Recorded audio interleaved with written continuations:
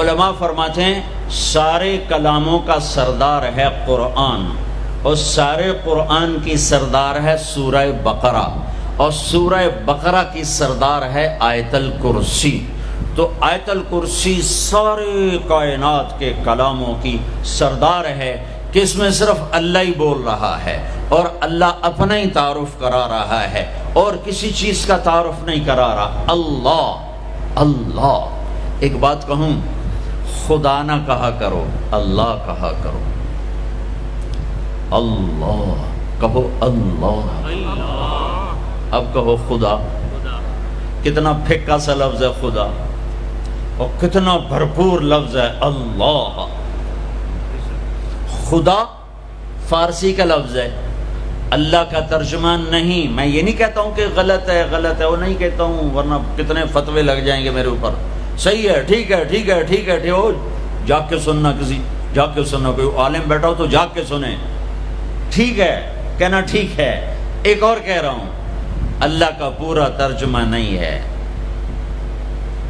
مجھے علم تو آتا نہیں، عربی سے عشق کیا میں نے، اور عربی سے میں نے دل لگایا، تو میں اللہ کے فضل سے پوری بصیرت سے کہہ رہا ہوں، خدا اللہ کا ترجمہ نہیں ہے، گاڈ اللہ کا ترجمہ نہیں ہے، بھگوان اللہ کا ترجمہ نہیں ہے، ایشور اللہ کا ترجمہ نہیں ہے، اور دیوتا اللہ کا ترجمہ نہیں ہے، یزداں اللہ کا ترجمہ نہیں ہے۔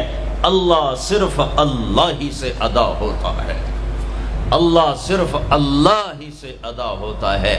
اللہ کہا کرو، خدا نہ کہا کرو۔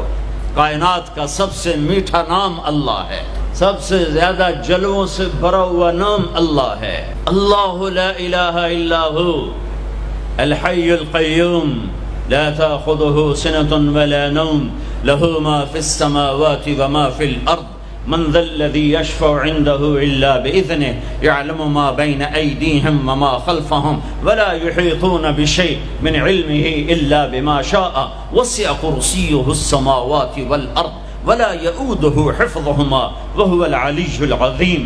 اللہ اللہ، اس آیت میں 17 دفعہ لفظ اللہ آیا ہے، 17 دفعہ، یعنی ظاہر اور چھپا ہوا، اس لیے 17 کہہ رہا ہوں، ظاہر اور چھپا ہوا۔ پھر لفظ اللہ کی خصوصیت، اس میں سے کوئی حرف نکالو مطلب نہیں بدلتا، باقی الفاظ میں سے حرف نکالو مطلب بدل جائے گا۔ میں اپنے نام سے شروع کروں، طارق، اس کا تا ہٹا دو، طارق کا مطلب ہے رات کو آنے والا، جیسے میں آیا ہی رات کو ہوں۔ اس کا تا ہٹا دو تو بن جاتا ہے ارق، ارق کا مطلب ہے بے قرار ہونے والا، اور تا کا الف ہٹا دو تو بن جاتا ہے طرق، طرق کا مطلب ہے کھٹکھٹانے والا۔ کاف ہٹا دو تو طرأ، کسی چیز کا غلبہ ہو جانا۔ اور جمیل، جمیل جمیل اردو میں بھی جمیل ہے، جیم ہٹا دو تو یا میل بن گیا یا میل بن گیا، یا ہٹا دو تو جمل بن گیا، اونٹ بن گیا۔ یہ آپ کو میں نے مثال دی ہے۔